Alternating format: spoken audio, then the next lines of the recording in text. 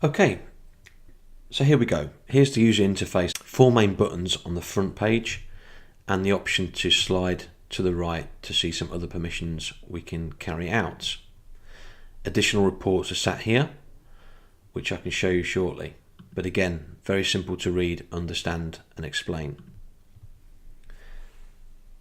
For today's example, I'm going to talk about 2 different options that happen on a very regular occasion. Scenario 1 is going to be a member of staff creating a bag for collection later by driver or patient. Scenario 2 is a patient waiting in the shop, so a rapid dispensing process required for that one as well. Just some background, we're sat with a tablet and the scanner in this particular dispensary approximately 6 feet from the PMR screen, again with workflow in mind. And it's a particularly busy branch, so it's quite frequent that the bags are made up for collection later. So here we go. We select the correct button, and in this scenario we're scanning a prescription ID as a way to tag in case we need to review at a later date. We've got a point of reference. We're now going to scan the outer bag label, which is pre-printed 2D dot matrix. And that's placed onto the bag itself, stuck on the outside of the bag. This particular prescription's got 4 medications on it. So we're going to visually inspect the pack, check the tamper evidence seal, just as we're passing it through the scanner. And it's an opportunity to cross-check that pack with the prescription detail obviously as well.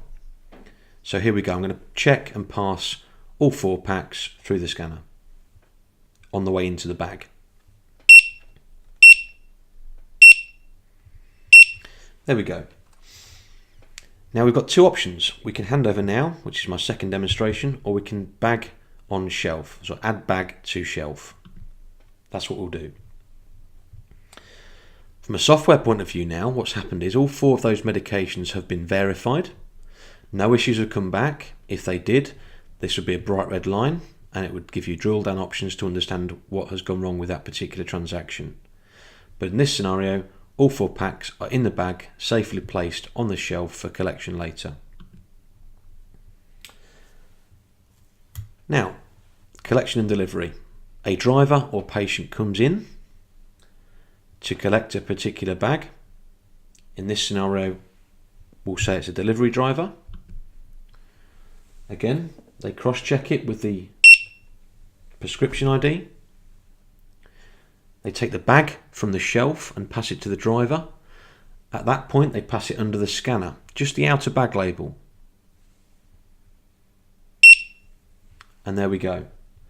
As they pass, the staff member passes that bag, they scan the outer bag label underneath the scanner, and that decommissions all 4 meds in that bag without breaking the bag down.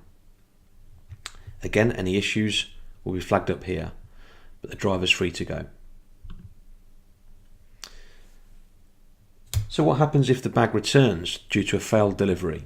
Well, bag back into stock or back onto shelf. As a bag of meds comes back in, we've got the aggregated outer barcode label to work from. So here we go. No prescription needed, no ID needed, just the outer bag itself. We scan the outer bag label and we decide what we do. On this scenario, we're going to put the whole bag back onto the shelf because we're going to try and deliver again the following day. Are we sure? Yes. Bag back onto shelf complete. So what's happened there is all those 4 medications in the bag have been completely recommissioned. So it halts the 10-day window, avoiding any out-of-date situations, avoiding any problems with 10-day windows, and they're sat there ready to be decommissioned again in the future once a delivery or a patient comes to collect. The second example is a patient waiting. I'm going to carry out this process real time and explain what's happened after the point we've done the scanning. So here we go.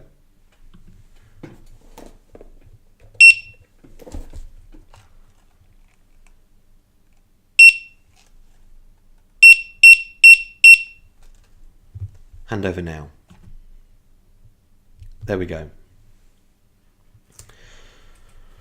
So the difference with this permission is that the software's understood it needs to verify and decommission in one pass because you're handing over now. So the 10-day window naturally needs to be started. Everything happens extremely quickly. The same feedback from the software comes if you have any errors reported before you've even finished handing the bag over. So this will be red, alerts will be on here. And that's it. I'll quickly show MDS as well, because it's quite a common question we get asked. We select MDS.